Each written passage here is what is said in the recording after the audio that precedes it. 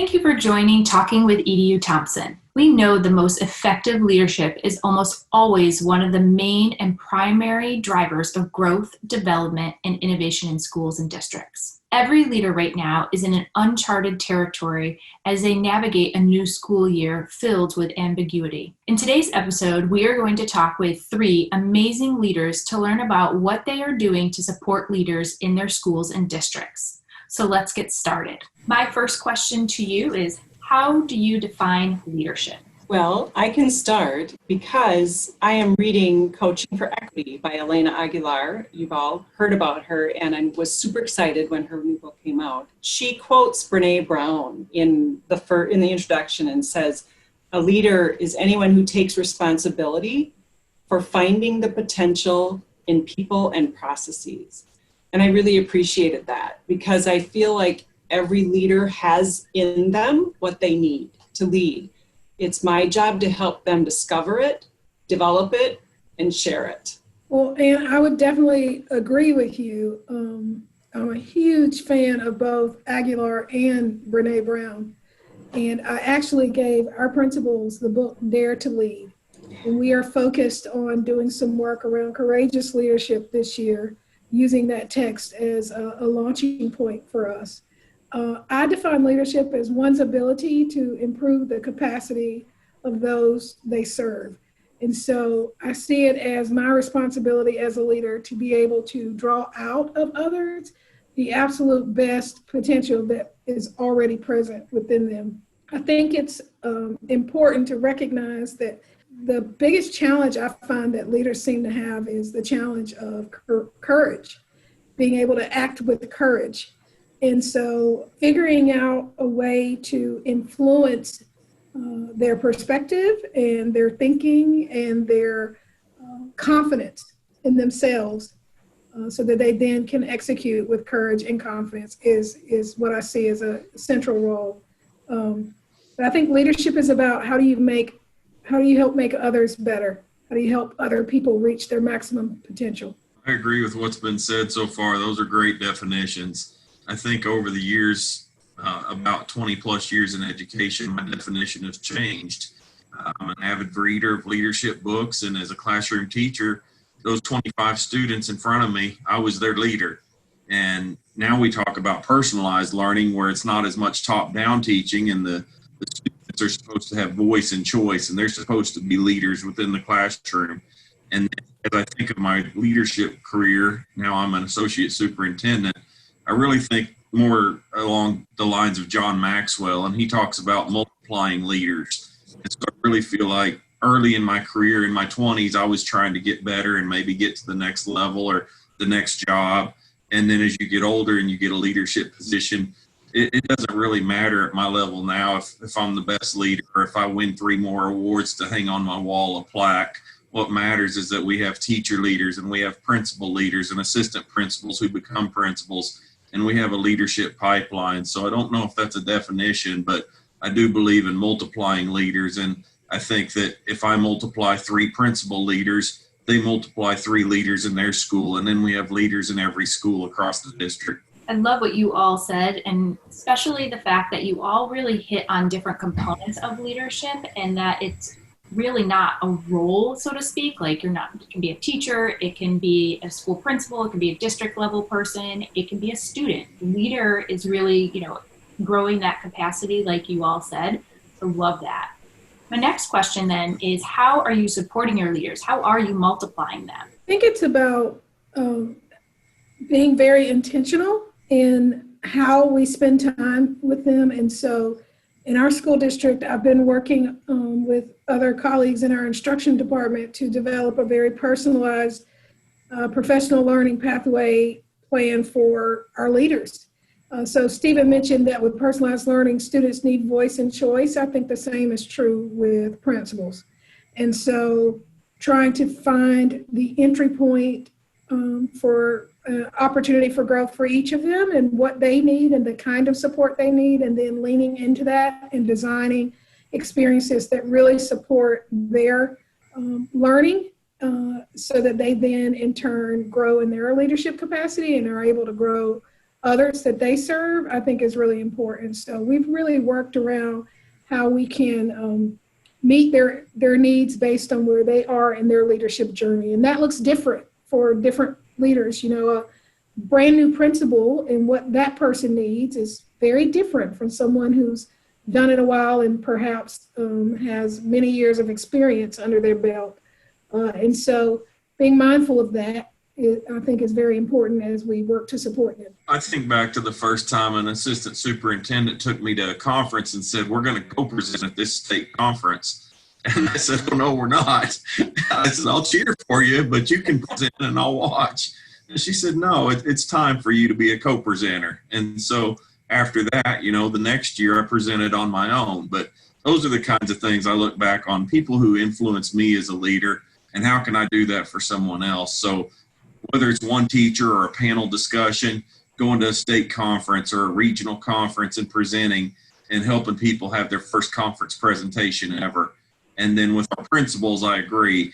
Coaching, we have 2 outstanding executive directors of elementary and secondary, and providing coaching and phone calls and personal visits, and knowing that person likes a Diet Coke or they like a cherry slush from Sonic, and taking that person a drink after a hard day, knowing each leader. So it's investing in people, not just sending out emails or going over to the school when you need to put a fire out, but it's investing in leaders, and then, you know, raising the bar for leaders. And so we do a lot with our principals. And then a third thing that we do is with our teacher leaders. We identify our teachers and people who are strong at teaching and curriculum design, and we bring them in for what's called the board approved curriculum review cycle. So last year we had all of our world language teachers, and we had about 60 K-12 ELA teachers, English language arts.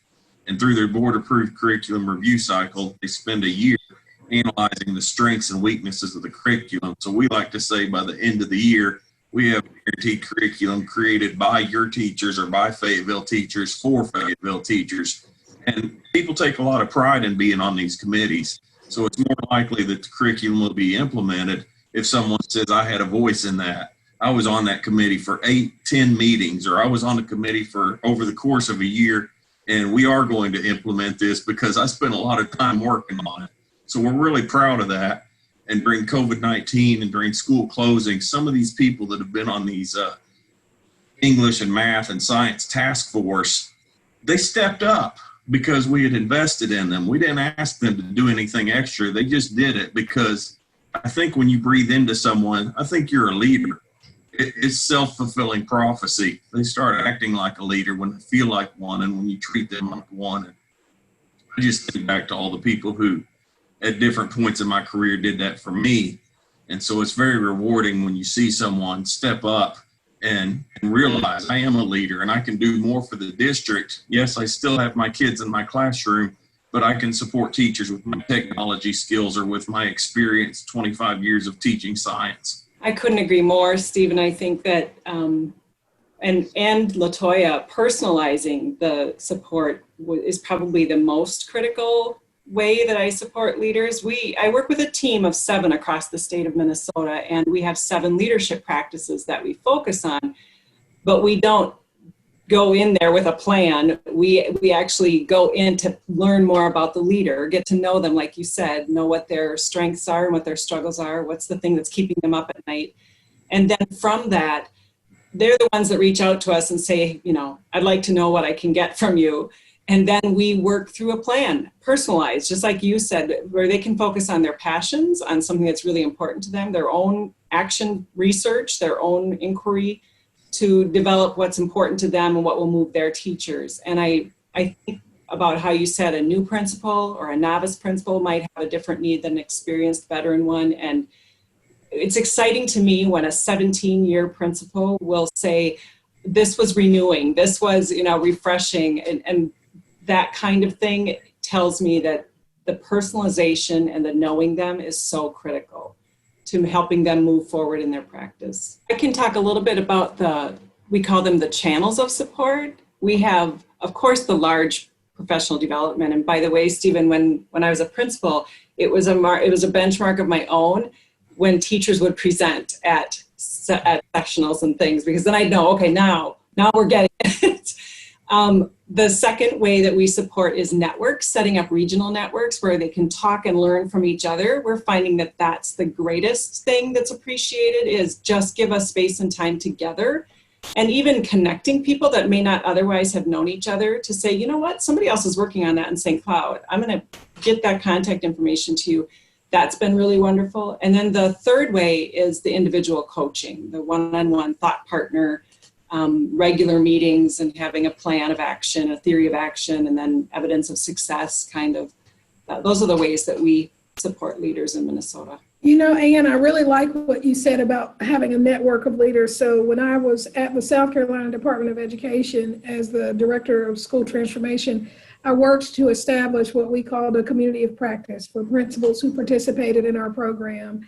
And it's very interesting that that level of communication has continued even upon my departure from the department. And we designed a platform where principals got some face-to-face time to communicate and collaborate, but could continue those conversations virtually through a learning management system to share resources, to have conversation. And I think that's a critical part of supporting principals, creating opportunity for partnership, thought partnership, and collaboration. Because, and I can say this from my own experience as a principal, it can be a very lonely position and it can feel very isolating. And so the more opportunities we can create for principals to feel as like they have partners in the work, I think is better and can contribute to their sustainability in the position. I was reading this morning an article, I can't remember what it was in, but it was about how the pandemic is impacting principals determining whether or not they want to stay in position. And it was pretty disheartening that I think somewhere around the neighborhood of 50% or maybe slightly below that weren't sure they wanted to stay in this pandemic. And for me, that says a lot of things. And if we look at the longevity of the principalship now and what that looks like, especially in our schools that are more challenging to lead, I think there's a lot of opportunity to rework the way we support principals. And my final question for you is, what's one piece of advice that you would give principals going into this school year in these unprecedented times? I think I would say to focus on your resilience. Early in my leadership, that was a huge opportunity for me. And sometimes when things did not go just so as planned, I would find it difficult to move forward. And I learned through experience that what's more important isn't necessarily that things didn't go as planned, but what I do after there's been a hiccup or an obstacle or something's happened to change plans. How do I model as a leader that those things happen and that we can work through them and move forward? So I spent many, many years working on being more resilient. And I think resiliency is the mark of great leadership. It's not that folks don't make mistakes or don't have struggles, but it is that they are very equipped to move forward when things don't go smoothly. And so this is a new experience for all of us, and especially for principals. And it is to be expected that there will be some things that don't go as planned and that things will be different. And I would encourage them to think about, how can I demonstrate resilience in a way that keeps my students and my staff and my parents and our school community moving forward? And I think the principal sets the tone.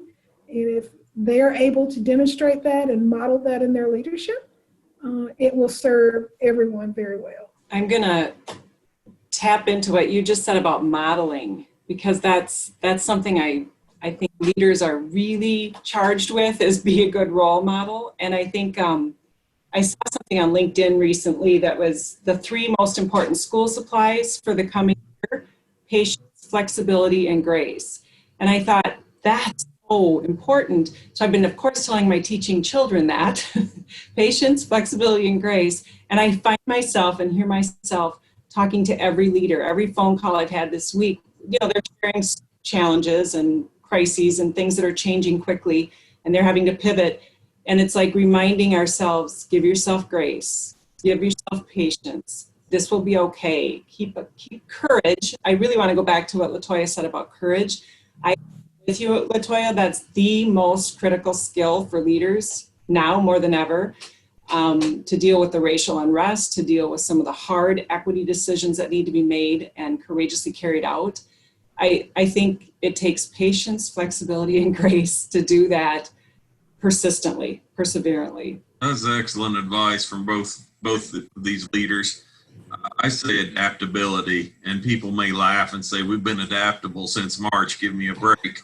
But we do have to continue to be adaptable. We don't know what's going to happen next week. We don't know what's going to happen 3 months from now. So this is not a traditional back to school opening day. Even open house in many school districts was a virtual open house. And so things are different, and we could get really worked up about it. But I would encourage you and offer you encouragement, as was mentioned by Ann, give yourself grace.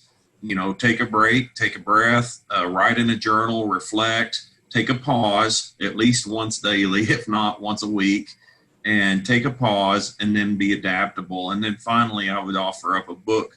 I would recommend a book by the Heath brothers, The Power of Moments. I think we need to create more moments for families and students this year. And we saw evidence of this in the spring. Graduation had to be delayed until mid-July in most districts in our state. Some graduations were held virtually. Senior awards night was virtual.